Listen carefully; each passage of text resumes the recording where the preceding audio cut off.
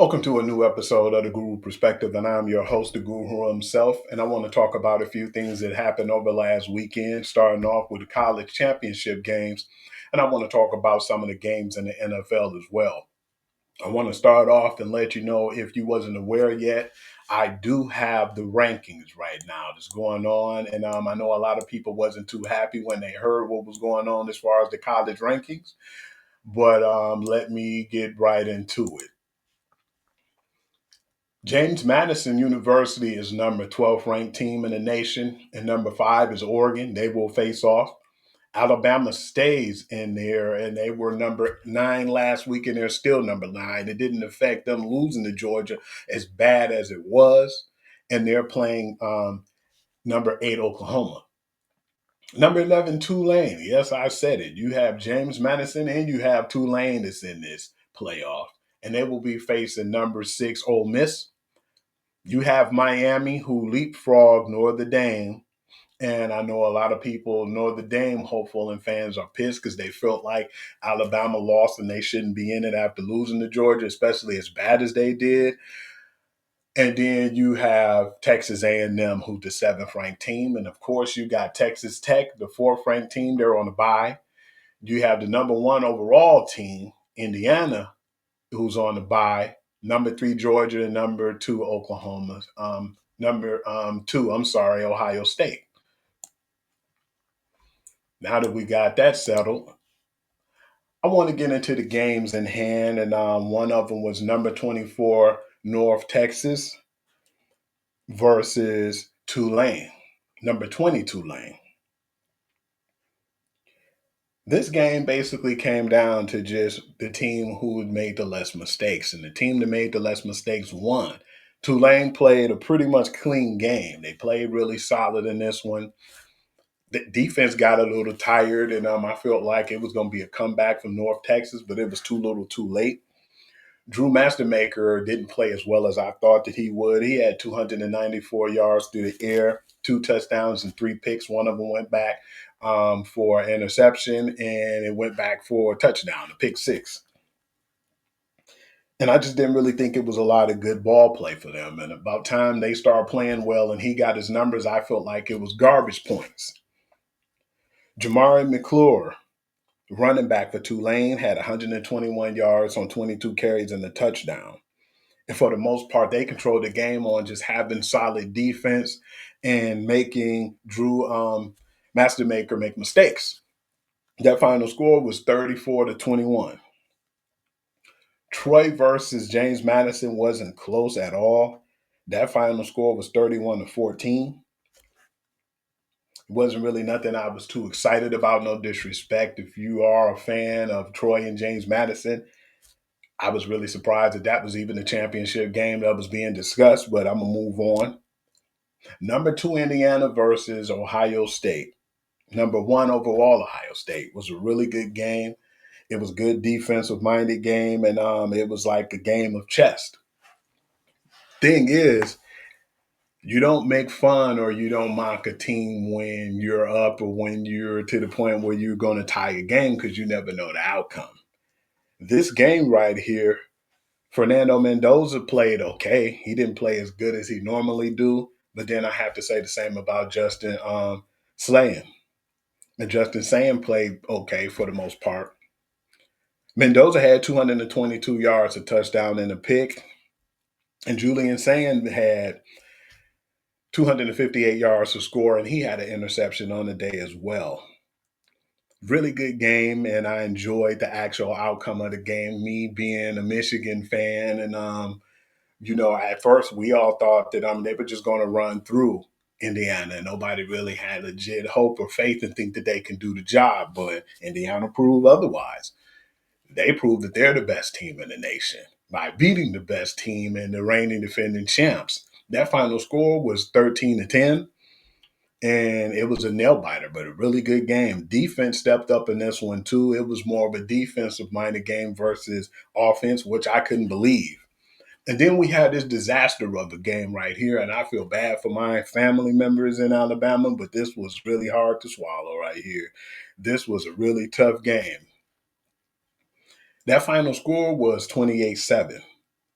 Gunnar Stockton wasn't like he was a world beater in this game. He didn't even have a super sharp game. He had 156 yards through the air, but he played perfect enough to win. And they dominated Alabama on defense and 3 touchdowns.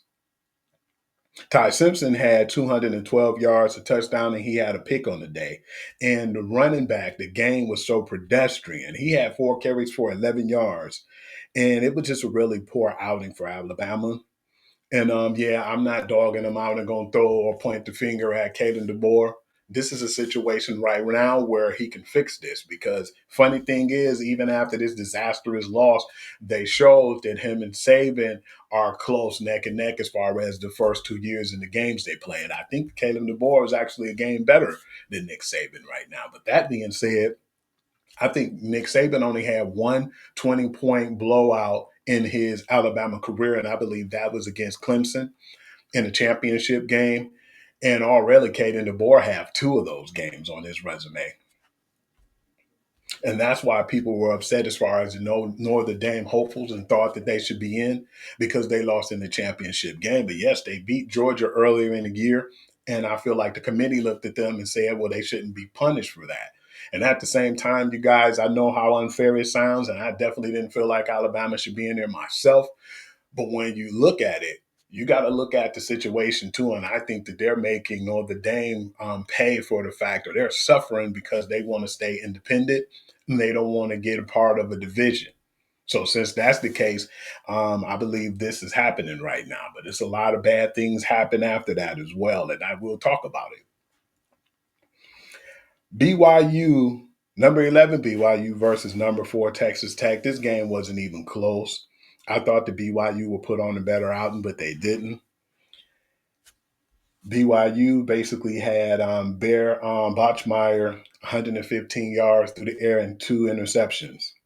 On the other hand, Baron Morton had a really solid game, 215 yards and 2 touchdowns. That final score was 34-7, and this definitely should let you know that BYU shouldn't be in the tournament, and this is why they're not in the tournament. And yes, Texas Tech is the best team in Texas so far, in my opinion. Duke versus Virginia was the game that surprised me because I thought Virginia would definitely do better than what they did, and that was possibly an opportunity for them to make the playoffs, but they didn't prevail. Duke in an upset win in overtime. I looked at the game and I said, okay, what will we get out of it? And we got more than I thought that we would get. And I definitely can't say that it wasn't a good game because it was better than advertised. Duke quarterback Darren Mensai had 196 yards through the air, 2 touchdowns, and a pick on the day. I was surprised with Virginia's play. Chandler Morris, he didn't do well whatsoever. He had 216 yards, 2 touchdowns, and 2 picks on the day. And I believe the advantage was the fact that Duke came in there and they just looked at it and they felt like Virginia, number 17 ranked Virginia, is at home and they were just going to go in there and just go through the motions and get into the playoffs. Duke had something else coming for them. And that final score was 27-20. It was really good games besides the 2 blowout losses on Friday. And of course, that Alabama debacle. I can't even really say too much because Texas Tech game, it was still exciting, even though it was a blowout. But now that we see how the rankings going to be in the playoff picture, I'm looking forward to seeing it. Still, I feel like whoever wins this, I believe it's going to be a Big Ten team. That's just my opinion. I feel like we playing the best football right now at this moment in time. I wanted to talk about some things too, because of course I told you that it was some things that happened just recently that shook up the college world and football, basically. I believe right now what's going on in general is not really too good for college and football right now. For one, Kansas State and Iowa State, they were both fined $500,000 each for declining to go into a bowl game. If you didn't hear that by now. But then it was more teams that joined the club.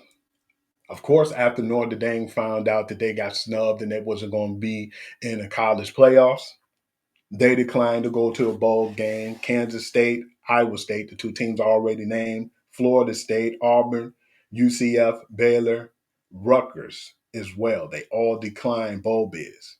And I'm thinking at this point, bowl bids are starting to fade because what I'm looking at is if you're not in the playoffs and your team's not relevant enough to win the championship, then I don't think that you're going to even join a bowl game anymore.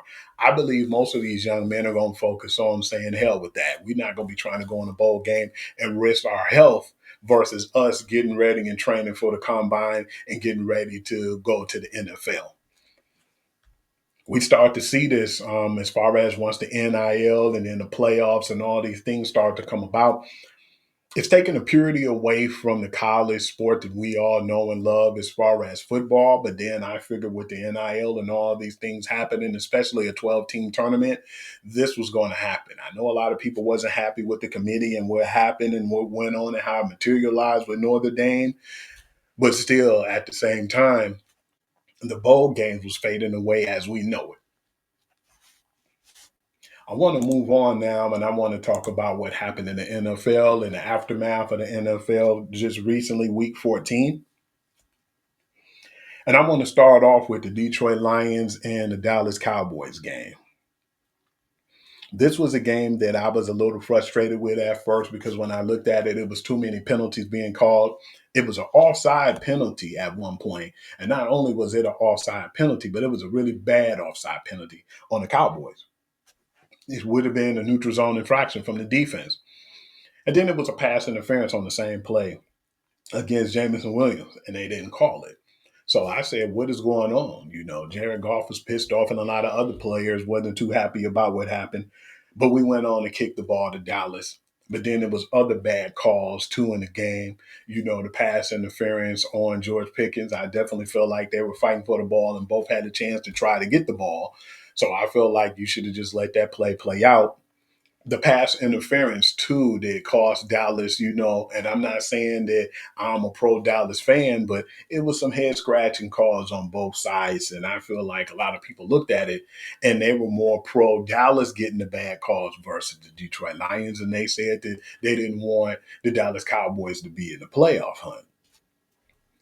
I mean, we get screwed all the time in Detroit when it comes to the bad play or the calls that they called on our plays. But at the same time, I'm gonna be fair and I'm gonna say, yeah, it was just bad on both sides of the ball on this one. That final score was 44-30.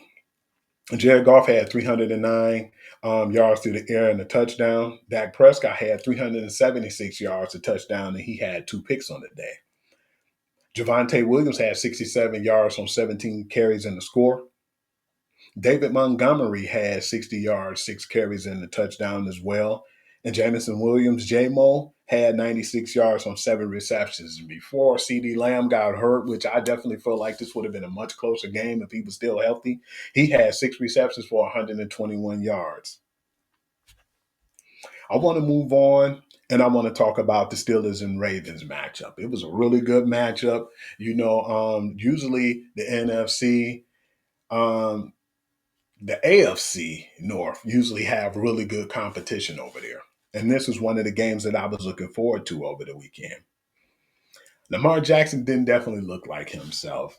The Steelers defense had him rattled, and he just didn't look like his natural self.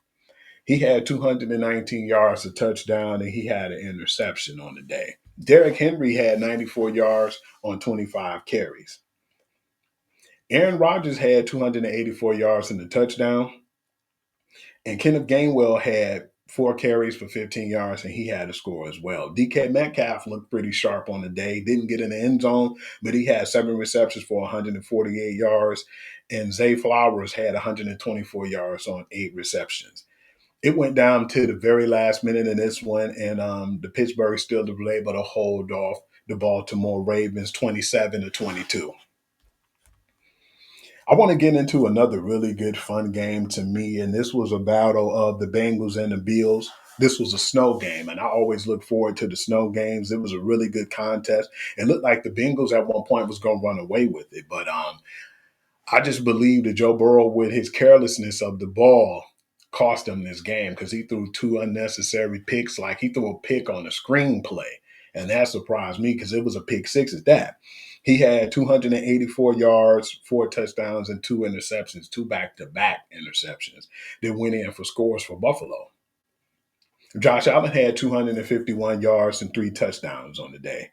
T. Higgins looked really sharp as well. He had 6 receptions, 92 yards, and 2 touchdowns on the day. So it was a really good game for the Bengals, but those 2 interceptions was costly because they went back for scores, and Buffalo definitely took care of business. This is a part what I say where when you look at Josh Allen, he's the most dangerous at this point. I mean, New England still is 11-2, and it looks like they possibly might take the division. But you got to watch out for playoff Josh Allen right now, because it's a possibility that the Kansas City Chiefs won't even make the playoffs this year. I want to get into the Packers and Bears game too. That was one that I thought that was going to be a good one. And it went down to the very end. They went toe to toe, blow for blow in this one. I feel like Caleb Williams was still a little shaky, and he showed still to his inexperience. Yes, he's a 2 year quarterback, but then, he started to digress and go back into some of the things that he did in the bad habits in year one. He had 186 yards, 2 touchdowns, and a pick, and that pick was definitely costly. Jordan Love had 234 yards, 3 touchdowns, and he had a pick earlier in the game, and he cleaned that up. DeAndre Swift had 13 carries on 63 yards, looked pretty good on the ground. Josh Jacobs had 86 yards on 20 carries and a score. The player of the game to me was Christian Watkins. He had 4 receptions, 89 yards, and he had 2 big touchdowns in this game. When I looked at this game, I just seen like two teams in the division fighting for dominance. And I just feel like at this point, which was weird to me, Caleb Williams could have closed out the game. He could have passed it to DJ Moore, who was open, and got the first down and lived to see another play, but he wanted to go for it all. He threw the ball off his back foot and got an interception in the end zone. And that final score was 28-21. And now I believe that they are third in the division. Well, they're third. Chicago Bears are seventh in the playoff hunt. But overall, I believe that Green Bay Packers are third. Right now, I believe the number one team, if I'm not mistaken, is the Los Angeles Rams. So, yeah, that being said, I will get into that as well. The Texans and the Chiefs. I want to get into this one right quick. This game wasn't that bad, but it wasn't that good neither. CJ Stroud had 203 yards in the score.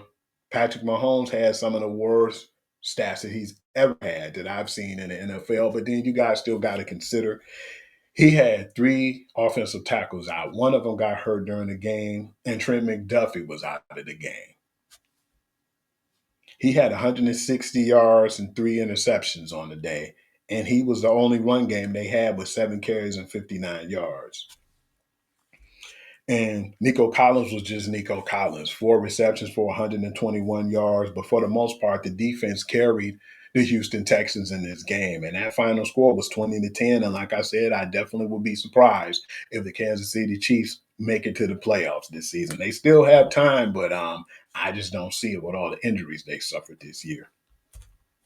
I want to get into the Eagles and the Chargers game now. Now, this was a very interesting game because it was back and forth. Just really seemed really shaky in this game. Jalen Hurts' woes are definitely still there. I was glad that they started to run the ball and do more ground game with Saquon Barkley. He had 122 yards on 20 carries and he had a score. A.J. Brown had 100 yards on 6 receptions as well. But Jalen Hurts had one of his worst games as an NFL pro. He had 240 yards and 4 interceptions on the day. Justin Herbert had a pretty shaky game as well, 139 yards, a touchdown, and a pick on the day. But on the ground, he had 10 carries and 66 yards as well. It really got down to the fundamentals. The Eagles' defense stopped the Los Angeles Chargers, caused them to make a field goal, and they could have went down and closed out the game for scoring a touchdown. When they went down, they had a really solid drive. I don't know what happened on the play. Yes, I do. The receivers wasn't catching balls clean, and when they wasn't catching the balls and then it bounced off their hands, and then it was 2 tip drill interceptions. That happened with AJ Brown. I think the ball was thrown a little too high, but still, I thought that was a catchable pass, and he couldn't catch it and convert. And that was one of the picks on the day. And then you had the one at the end of the game when the receiver couldn't hold on to the ball, and then it was another tip drill interception and closed out that game. The sad part about it for the Philly fans, I know the world is falling for them. They just lost back to back games. They lost that Thursday game or the Friday game. I'm sorry about that. They lost the Black Friday game and they turn around and just lost the Monday Night Football game, and they're 8-5. Do I think it's the end of the world? No. Am I panicking? Absolutely not. But just still feel like that they have their issues in hand. I want to talk about too what's going on because now that I know it's definitely the ranking time. Okay, these are the teams in a hunt right now for the wild card. Seattle are 9-3, and then you had the 8-3-1 Green Bay Packers, which moved up to number 2. You still have the San Francisco 49ers, and then we're in a hunt by us being 8-5, and the Carolina Panthers are 7-6, and then you have the Cowboys who still have a slim chance at 6-1, and these are basically the wild card standings right now. I definitely want to see how everything pan out. I looked at the football games and some games was good, but like I said, it was a lot of blowouts. Besides the Lions and the Dallas Cowboy game, you had the Dolphins blow out the Jets 34-10. It was a close contest with the Saints and Buccaneers, and this is one that I'll always be looking forward to because the Saints just seemed like they had a Buccaneers number, and it was a little rainy too as well. Just was really not a good contest for the Buccaneers in this one. I was surprised because I thought they would have played better, but pretty pedestrian numbers right now from Baker. I was looking for that fourth quarter comeback, but it didn't materialize. He had 122 yards through the air, a touchdown, and a pick. Tyler Shaw had 144 yards and an interception as well, and he didn't really do a lot when it came to gameplay, but the defense stepped up, and the defense helped win that game. That final score was 24-20. And then you had a beat up Daniel Jones who they said he tore his Achilles. He already had a fibula situation where he was playing on one leg, and then now you turn around and he had the Achilles injury. He's out for the season, and that's come to the next thing too. It was a head scratcher because the backup quarterback ended up being out, and they didn't have nobody on the roster. So I'm thinking for sure Anthony Richardson was going to step in, but they said he's still injured, and they're not going to play him. And now they have 44-year-old Philip Rivers who came back and he's on the practice squad, which I believe still this would address their quarterback issues because he will definitely be back in the NFL and he'll be playing this weekend. And then you had the Titans versus the Browns. This game was just bad altogether. That final score was 31-29. But the bright side of it, the reason why I'm going to talk about this game is because how good Shedeur Sanders played. Because he's the only rookie, period, in NFL history had 361 yards and 4 touchdowns. And he had an interception on the day. They ended up losing that game, like I said, and that final score was 31-29. But for him to break a rookie record, a long rookie record, I have to give praise to that. And I'm hoping they definitely give him a chance. I'm not sure what they're going to do with this young man yet, but still, I believe that since he's going to have the reins throughout the year, I just want them to see what he has before they even decide to go with another QB in the draft. That Commanders Viking game was a really bad one too, and I was surprised because I thought the Commanders was going to play well. That final score was 31-0. And I seen what they done and how they handled Jaden Daniels over there with the Washington Commanders. Didn't like it at all. This man already had a bad arm, and now he has elbow issue with the same arm. I was surprised that they let him come back and play anyway. They should just set him out right now and let him fully recover. We've seen this before in the poor way that they handled their guys who's supposed to be their franchise quarterbacks. RG3, for instance. I didn't like the way they handled things with him. They just need to be more careful with Jaden Daniels or just sit him out, man, and don't put him back in until he's healthy, maybe sometime next season. Seattle Seahawks and Falcons was 37-9. Broncos and Raiders was closer than what I thought, but it was another bad game, 24-17. And the blowout with the Rams, I knew they was going to take it out on the Cardinals after losing to the Panthers the week before. That final score was 45-17. I want to get into some of the playoff pictures too, because now we don't really have the games so far. Those bowl games won't come back on. I mean, the playoffs won't be coming back on no time soon. So I will talk about that when it gets closer near. I want to focus on the NFL in this up and coming week. And I'm going to give my predictions right now. You have the Falcons versus the Buccaneers. I'm going to go with Tampa Bay on this one, and I'll take them with the 4.5, even though they're a little shaky right now. The Bills and Patriots, I'm gonna go with the Patriots, and I'm gonna give them the 1.5 point favorite that they were going to give the Bills. The Lions and the Rams. Now, this was one that I already kind of figured to mark on my calendar and mark this off as a loss. They have the Rams as a 5.5 point favor. They had them at a 4.5 favor. But with the banged up O line that we have in Detroit and just them not meshing on offense and the defense not being able to get to the quarterback, I'm going to go with the Rams in this one. But I'm going to give them a lower margin than the 5.5. I'll give them a 3.5 in this one. Sorry, my Detroit hopefuls, but I just feel like realistically, the Rams is the best team in the NFC right now. The Ravens and the Bengals. I'm gonna go with Baltimore redeeming themselves in this one, but I'll take a lower than 2.5. I will go 1.5 as them being the favorite. Jets and Jaguars. I have the Jaguars in 12.5. Chargers and the Chiefs. They got the Chiefs 4.5. I'm gonna go and I'm gonna get that to the Chargers, and I'm gonna go with them winning in Arrowhead back to back weeks. The Kansas City lose at home. The Cardinals and the Texans. I'm gonna go with Houston at home and get them a 10 point favor. Cleveland Browns and the Bears. I got the Bears on the 7.5. Washington Commanders and Giants. I'm gonna go with the Giants and I'm gonna take them with the 2.5. Definitely with Jackson Dart being back. Las Vegas Raiders and the Eagles. I got the Eagles and I got them 11.5 point favor as well. Colts and Seahawks. I'm gonna give the Seahawks the 13.5 they deserve after seeing what they did last week. Packers and Broncos. I'm gonna go with the upset and I'm gonna go with the Broncos. And I'm gonna give them the 2.5 point favor that they were gonna give Green Bay. Titans and 49ers. 49ers, of course, 12.5. Panthers and Saints. I'm going to go with the Panthers at home. I mean, the Panthers on the road to redeem themselves 12.5 after losing to them earlier in the year. Vikings and Cowboys. I got the Cowboys with the 5.5, and they have us a really bad Monday night game. I can't really too much throw shade on this one because the Dolphins won 4 games in a row.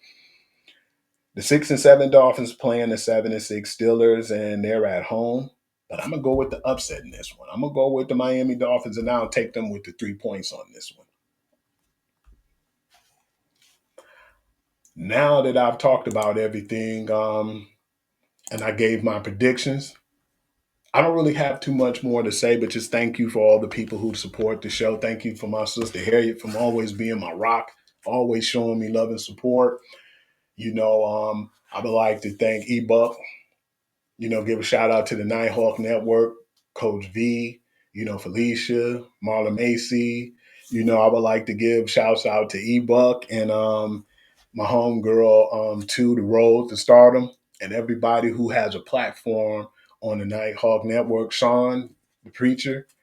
And I would just like to say thank you all for just paying attention and showing love to my brand, me and eBuck, and the things that we've been doing. We've been producing a lot and trying to get a lot of good things ready for you guys this year.